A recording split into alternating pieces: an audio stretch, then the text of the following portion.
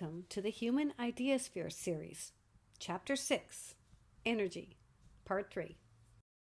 In our last two sessions, we have seen that all forms in the universe, including matter, are manifestations of energy. We are all made of energy that has transformed into different structures over time. In this episode, we are going to look more deeply at some of the attributes of energy. When energy moves, it causes change. Since energy always moves, it is always changing. So, we can think of the universe as a vehicle for change. If energy equals movement, and movement equals change, then we can conclude that energy equals change. Though energy always moves, it does not move uniformly. This is very important. Recall our universe at 380,000 years of age. We can see that from very early on, the universe was already showing differences in how energy was dispersed.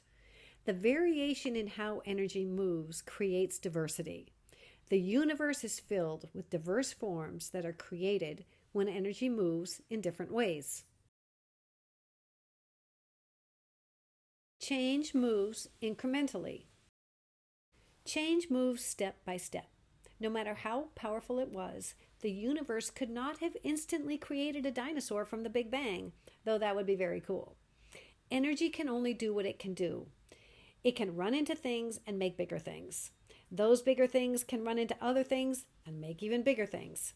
Simple components can only create slightly more complex units in each step.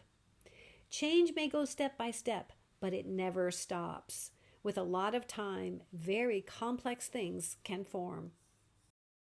Change generally moves from simple to complex. Energy generally moves in one direction. From the Big Bang, it collided to make subatomic particles. Subatomic particles collided to make hydrogen. Hydrogen collided to make larger elements within stars. Stars blew up and pushed elements together to create heavier elements and molecules. This pattern repeats over and over and over in the universe. This pattern also results in a very consistent phenomenon. Over time, there will always be many more simple forms than complex forms in a given environment. That's true of the universe, where 92% of all visible matter is hydrogen, and all matter larger than helium represents only 2% of all visible matter. And it's true of life on Earth, where single-celled organisms vastly outnumber all other life forms combined. Not all things that change have staying power. Only those complex forms that suit their environment will remain. Energy will move in whatever way it can and form whatever complex units it can, but only those complex units that fit in the environment will last. Those units will become the basis for even more change, but only if those new, larger units also fit in their environment. This is why there are always fewer complex forms than simple ones, no matter where we look. Change in the universe is unpredictable. We know that change in the universe follows specific laws. As energy forms change from simple to complex, the number of outcomes that can result grows rapidly, which means it gets harder and harder to predict exactly what will happen as energy units get more complex. Think of it this way.